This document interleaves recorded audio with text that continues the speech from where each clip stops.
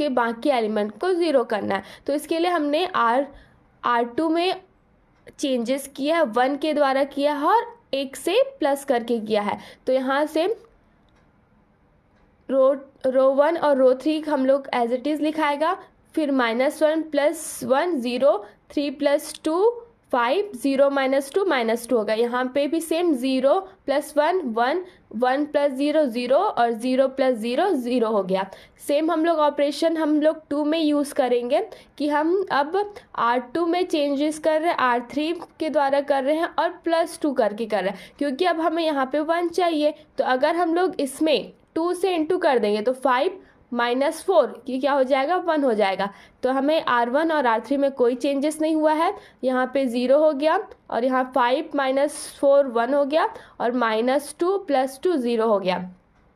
यहाँ पे भी सेम ऑपरेशन करना है, तो यहाँ पे 1 आ जाएगा, यहाँ पे भी 1 आ जाएगा और यहाँ पे क्या हो जाएगा, 2 आ जाएगा।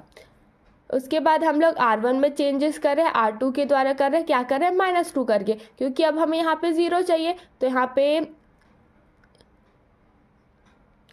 पे हम लोग क्या कर रहे हैं कि यहाँ पे 0, यहाँ पे 1 ही हो गया, यहाँ पे 1, 2 - 2 0 और 0 और यहाँ पे -2 आ गया। सेम यहाँ पे हम लोग कर रहे हैं, यहाँ पे हम लोग का 1 - 2 कितना हो जाएगा, -1 हो जाएगा और 0 - 2 -2 और 0 2 × -2 -4 हो जाएगा।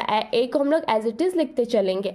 उसके बाद हमें R3 में चेंजेस करना है, R2 के द्वारा करना है और +2 करके करना है, ठीक है। तो हम लोग अब यहाँ पे 0 लाना चाहते हैं, तो यहाँ पे 0 का 0 हो जाएगा, -2 + 2 0 हो जाएगा और यहाँ 1 का 1 ही आ जाएगा।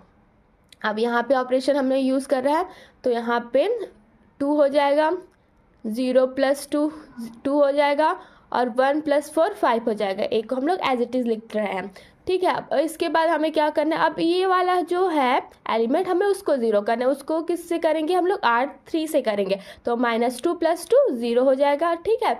यहाँ पे 1, क्योंकि यहाँ पे 0 है, यहाँ पे 0 है, तो यहाँ पे 0 है, तो यहाँ पे -2 + 2 0 हो जाएगा और यहाँ पे -1 + 4 3 हो जाएगा, -2 + 4 + 2 और -4 + 5 × 2 10, तो -4 + 6 क्या हो जाएगा, -4 + 10 क्या हो जाएगा, 6 हो जाएगा प्लस का।